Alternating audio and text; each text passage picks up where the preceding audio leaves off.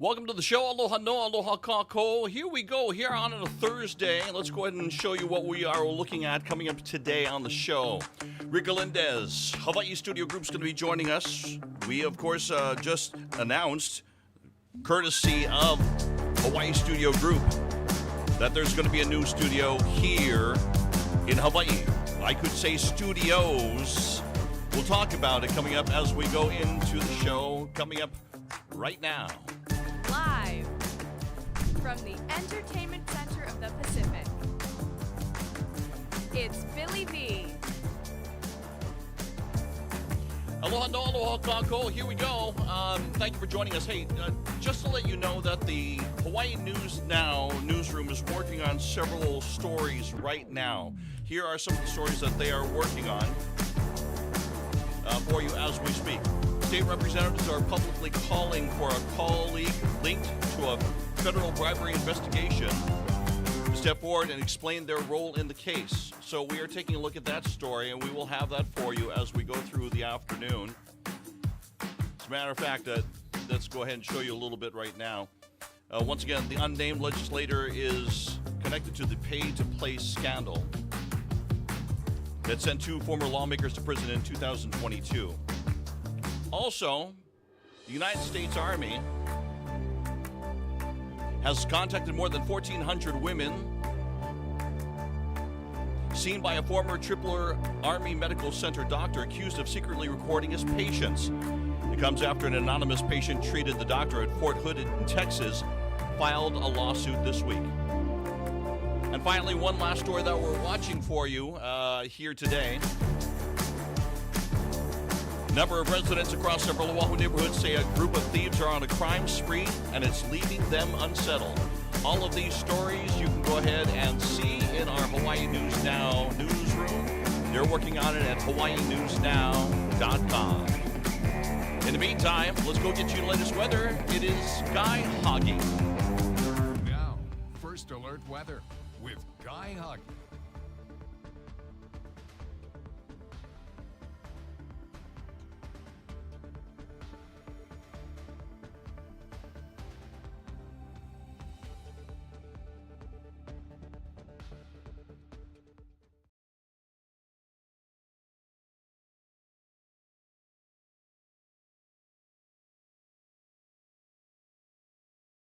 On this Aloha Thursday, we're getting a chance to talk story with Now, Ric Galindez. First alert weather with Guy Hoggy. Okay, Guy. We'll go to the interview first, and then we'll try to get back to you coming up in just a little bit. Here on this Aloha Thursday. Let's go ahead and get you here back into the studios. There we go. We're getting a chance to talk story with Ric Galindez, and he is with the Hawaii Studio Group, and he is here in our studios here today. And thank you very much for joining us. Morning. Thank you for having me. I'm going to turn your microphone up a little bit. First of all, tell us how you got involved with film. Oh, wow. Yeah. How much time do you have? We got a little bit.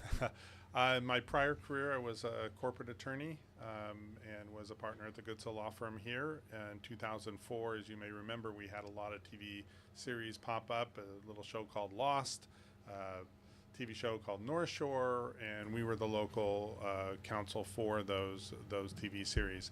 As we got to learn more and more about film and TV production, we started getting more interested in it. My current business partner, former law partner, is a screenwriter and an actor, so he was interested in it from that side. I was on the corporate side, and we, as we moved along in 2007, we started developing our first feature film, which was Princess Kaiulani. So that was the first feature film that we produced. And that was in 2008. We left the law firm about that time, started Island Film Group, and we've been running Island Film Group ever since, doing local commercials, mainland commercials, Hallmark movies, TV shows, TV series, anything that we can do. So we're the largest local TV, film and TV production company in Hawaii. You've been doing this for about 20 years now. Yeah, about 20 years. Enjoy what you do. Every day's a new challenge. You just announced that you were selected after submitting a proposal to the University of Hawaii to build a large film studio in Kapolei near the UH West Oahu campus. And so that's made a lot of people raise their eyebrows and go, wow, are things starting to move positively for the film industry here? Your thoughts? Well, we certainly hope so. We think the answer is yes. As you may know, that the entire U.S. film and TV industry is, has slowed down quite a bit. Peak TV was in 2019. All the streaming wars, everybody was trying to beat Netflix, and we had some strikes with the actors and writers, and then about the same time, a lot of the streaming networks decided to give up trying to beat Netflix. And so they cut their budgets, they cut their numbers of productions, and so we're feeling the effects of that. Now, luckily, it's starting to come back. We've got a couple TV shows starting up here now and across the nation. So, building a studio takes a long time.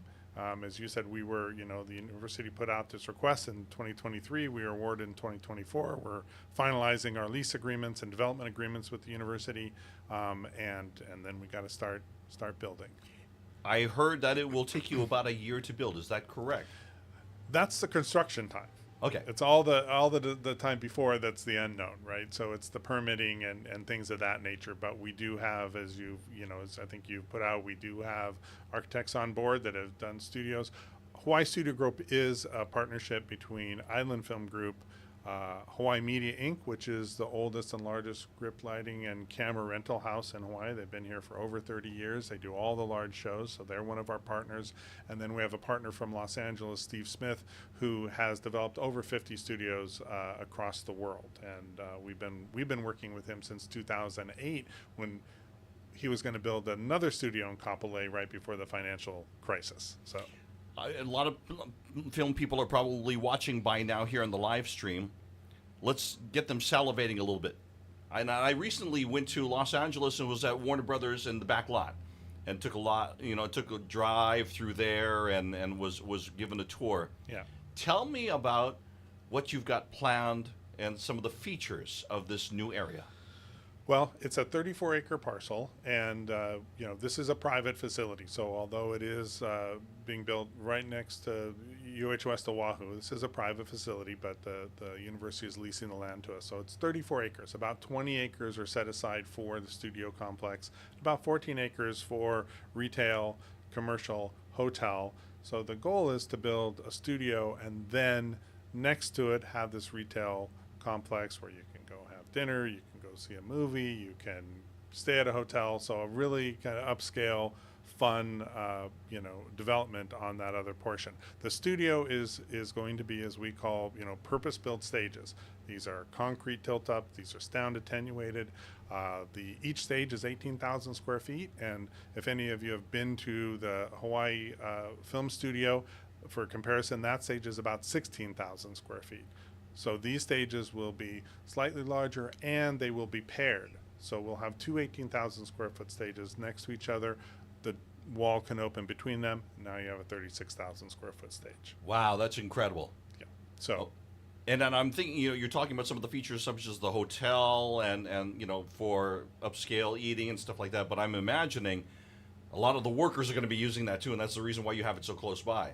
Yes, I mean, one of the big challenges, building studios is expensive. Obviously, like super warehouses, right? They're super big, they're insulated, they're everything you wouldn't want to build if you were just building a warehouse. But a lot of the other expense for studios is building like commissaries and things like that. So now we will be able to utilize, as you said, the eating facilities and stuff right across the street to help us, multi-purpose that sort of the part of the development. You just made that announcement.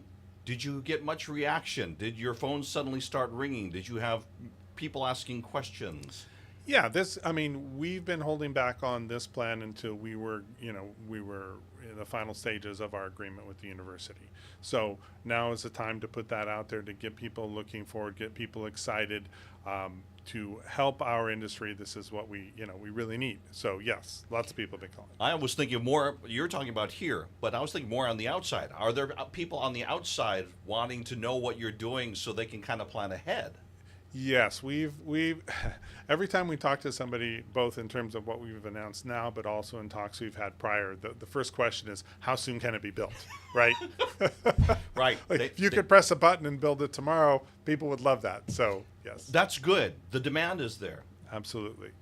This morning we had the Maui commissioner, film commissioner here, Brian Cohn, and he had wonderful things to say about what you're doing. And so...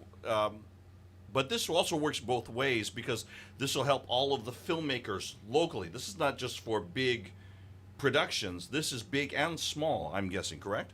Absolutely. So one of the things about having a robust film industry on the commercial side, whether it's TV series or national commercials, is that we then are able to have the equipment here and the facilities and sound stages which could not be supported by only local producers. But now that we have these facilities and we have this equipment, it is all available. And so that's what we really need, are these large productions to drive the construction of these studios and the purchasing of equipment and things of that nature, so then we can support the local filmmaker.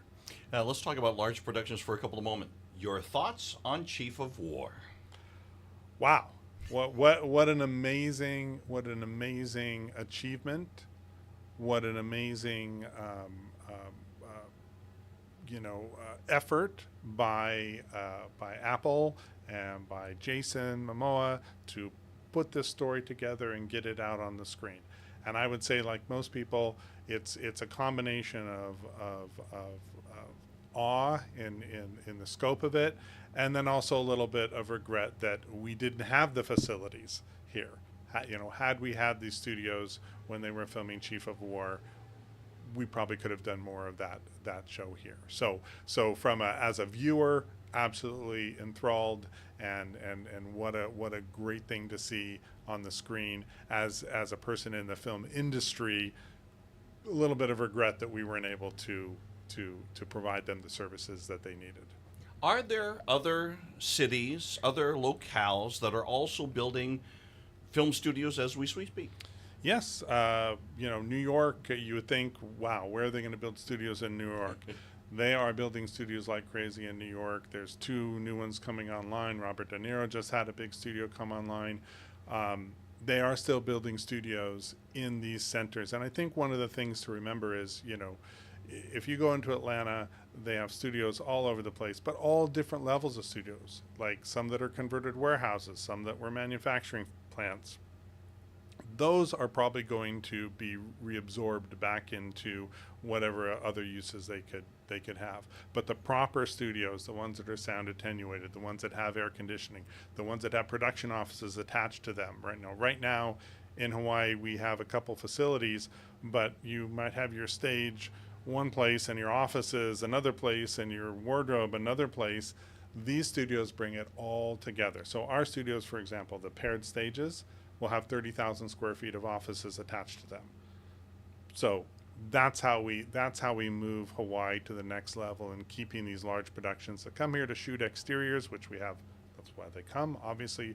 But if we have studios, they can do their interior work here as well, which they are not able to do now for the most part. For the filmmaking community, and I know that you're also on with Hawaii Film Alliance. Correct. What are you wanting them to know at this point?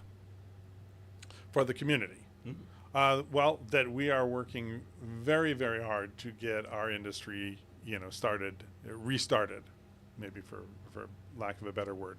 We are working with the legislature. We've been meeting with legislators for about 6 months now on talking about our incentive, how to strengthen our incentive, how to focus our incentive to bring more work here. We are working on infrastructure, and we are communicating with the producers that are continuing to call and say, okay, how can I come to Hawaii? How do I make that work? Help me. And we're getting more of those calls. I mean, frankly, for the past year, the calls really weren't coming in. And when then the calls started to come in, it was kind of like, whoa, wait, oh yeah, I remember this. People actually calling. Wanting to do things, right. Wanting to be participative in what we were doing, what right. they were doing, and can we get them here, etc. Yes, exactly. So, things are looking up. One question I had for you, since you mentioned the legislature, how has been their perception to what the film industry has been wanting to do? Because incentives, and that's all been part of the equation. Absolutely. I say without exception, they've been very supportive. We were very close last year in legislative session to enhancing our incentives, and for reasons that we don't know in the 11th hour, those discussions and fell apart, which everybody was a little shocked, both the community and the legislature. So this year they've been back on board saying, look, we're going to do it. We're going to increase the incentives. We're going to make Hawaii competitive with other jurisdictions. And it's been very exciting and encouraging. One of the things that has come out, DBED actually came out with a report for the 2022 calendar year, where they actually looked at the questionnaire and surveys they did for visitors, and they found that 5% of Hawaii visitors have come here either solely or partly because of a film or TV show that they saw. We were finally able to translate that into revenue, and now I think for every dollar of tax credit that's spent, I think we calculated it'd be about $2.24 of tax revenue. So these incentives not only put people to work, $500 million in wages and vendor spend and all that, but it does return a positive tax benefit to the state. So we're really excited about that. Not only that, but also I want to remind our viewers that it's not only just the continental United States. It's places like Japan and Korea, where in their dramas, every time they mention Hawaii and they show a little bit of us, that's got to translate over to more exposure for us, more people wanting to come here, more people wanting to discover what we're about. Yeah, and we've been talking about that for years, and it's always been frustrating because, everyone would say, well, of course it helps our visitor industry. There is no other state that benefits more from film and TV than Hawaii. No other state has the percentage of revenue from a visitor industry. So we are tailor-made for this industry in terms of supporting the rest of our industries. Island Film Group getting ready to, once again, you're going to be helping to design, build, finance, operate, and manage the film studio complex, correct? Correct. So that means for the next 5, 10, and a whole lot of years afterwards, you're looking to be very busy. Very busy. For the general public that may not and are just hearing about this, of course, the film industry, we've been talking about many of these things for a long time. What do you want general public to know? Well, I think what I think a general public doesn't know, and we've had this experience with legislators, is, and I get this too, when I'm watching a TV show or a movie, you're just seeing the people on the screen. And you know that there are other people around, but you just are, seeing people on screen. When we do even a Hallmark movie or a large national commercial, there are 60, 70, 80 crew people. These crew members are by and large all union. They're getting good wages. They're getting their benefits paid. Those are all the people that are working that you don't see when you watch the show. So I think if you ever have an opportunity to go to a set, and we've had legislators whose eyes just were wide when they saw, oh, there's 200 cars parked in this lot. There's trailers. There's people everywhere. There's craft service. There's all this money that's spent. It's really something hard to encapsulate when you're just seeing it on the screen. Once again, Ric Galindez, co-founder of Island Film Group, and they are getting ready to get construction underway, and they're doing some wonderful things for our film industry. If somebody wants to follow what you're doing, are you on social media, or is Island Film Group on social media? Island Film Group's on social media, absolutely. And as we move further in this project, the studio will also have a social media presence. All right. That's all the time we have for today here on the show. We're kind of cut a little bit shorter than we used to, but we're able to go full length on this interview here. If you want more information, go to hawaiinewsnow.com. Thank you very much for watching. Coming up next week, I promise we're going to dive into the music side of things. And once again, mahalo for watching the live stream here on Hawaii News Now. If you need more information, go to hawaiinewsnow.com.